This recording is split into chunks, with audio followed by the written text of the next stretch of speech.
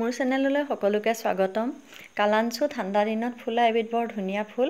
এই কালাঞ্চু এজোপা কালাঞ্চুৱে গোটেই বাগানখন আমাৰ দেখিবলৈ ধুনীয়া কৰি ৰাখে।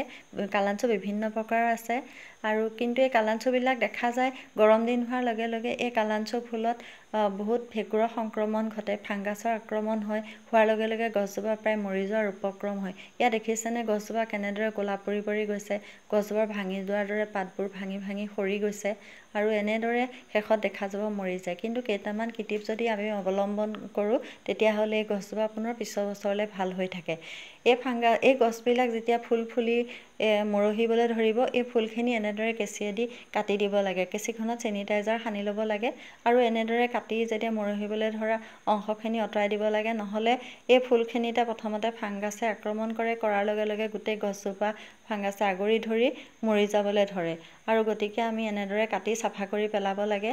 তাৰপিছত ইয়াৰ গছজোপা পাত এটা দুটাকৈ কেতিয়াবা পকি যায় বা সৰি যায়, সৰি গুৰি তেনেদৰে যেতিয়া জমা হৈ থাকে বা অন্যান্য লেতেৰাবিলাক জমা হৈ থাকে, সেইবিলাকো এই টাবৰ গুৰিৰ পৰা আমি আঁতৰাই চাফা কৰি পেলাব লাগে। আৰু মাজে মাজে এই টাবৰ গুৰিত আমি গুৰি হালধিটো ছটিয়াব লাগে আৰু মাটিত যেতিয়া মিহলি কৰি ছটিয়াই থয় তাৰ পৰাও ভেঁকুৰৰ পৰা বহুতখিনি গছজোপা বচাই ৰাখিব পাৰি।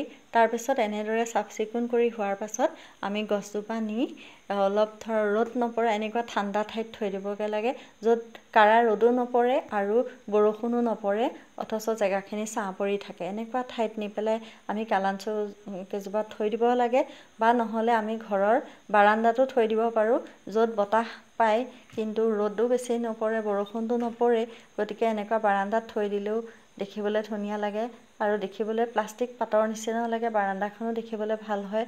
কেতিয়াবা দুই এদিনৰ মাজে মাজে সলাই পেলাই ঘৰৰ ভিতৰতো ৰাখিব পাৰি আৰু পিছত দেখা যাব এনেদৰে কালাঞ্চুখিনি পিছৰ বছৰলৈ ধুনীয়াকৈ ফুলি উঠে। মোৰ ভিডিঅ'টি চোৱাৰ বাবে সকলোকে পুনৰবাৰ ধন্যবাদ জনাইছোঁ।